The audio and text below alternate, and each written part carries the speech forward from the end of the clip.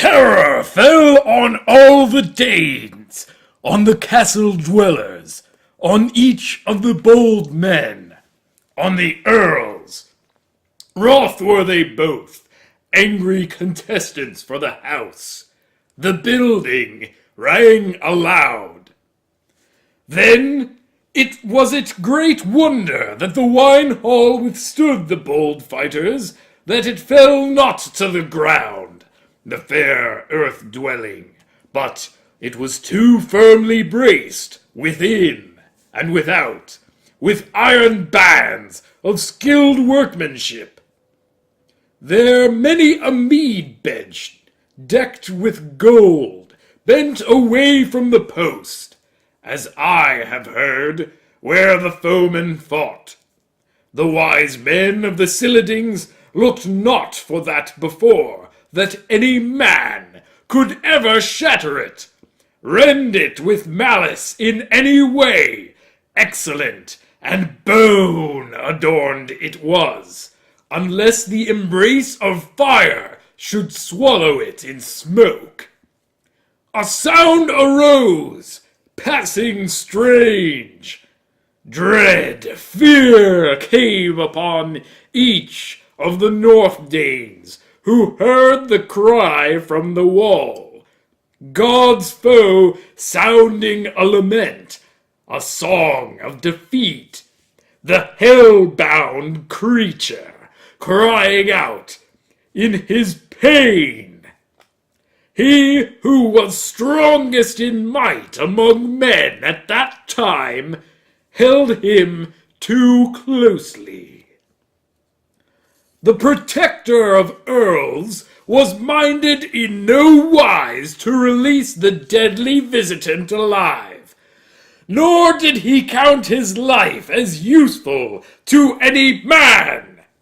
There most eagerly this one and that of Beowulf's men brandished old swords, wished to save their leader's life, the famous prince, if only they could. They did not know, when they were in the midst of the struggle, the stern warriors, and wished to strike on all sides, how to seek Grendel's life. No choicest of swords on earth, no war spear would pierce the evil monster. But Beowulf had given up victorious weapons, all swords. His parting from life at that time was doomed to be wretched, and the alien spirit was to travel far into the power of the fiends. Then he who before, in the joy of his heart, had wrought much malice on mankind, he was hostile to God, found that his body would not follow him. For the brave kinsmen of Hygelac held him by the hand. Each was hateful to the other while he lived. The foul monster suffered pain in his body. A great wound was seen in his shoulder. The sinews sprang apart. The body burst open. Fame in war was granted to Beowulf. Grendel must needs flee thence under the fen cliffs, mortally wounded, seek out his joyless dwelling. He knew but too well the end of his life was come, the full count of his days. The desire of all the Danes was fulfilled after the storm of battle. Then he who erstwhile came from afar, shrewd and staunch, had cleansed the hall of Hrothgar, freed it from battle. He rejoiced in the night work, in heroic deeds. the prince of the Geat warriors had fulfilled his boast to the East Danes. Likewise, he cured all of their sorrow and suffering, which they endured before they were forced to bear in distress no slight wrong. That was a clear token when the bold warrior laid down the hand, the arm, and the shoulder under the wide roof. It was all there together, the claw of Grendel. Then, in the morning, as I have heard, around the gift hall was many a warrior. Leaders came from far and near throughout the wide ways to behold the wonder, the tracks of the monster. His going from life did not seem grievous to any man who saw the course of the inglorious one, how, weary in mind, beaten in battle, fated and fugitive, he left behind him on his way thence to the mere of the monsters, marks of his lifeblood.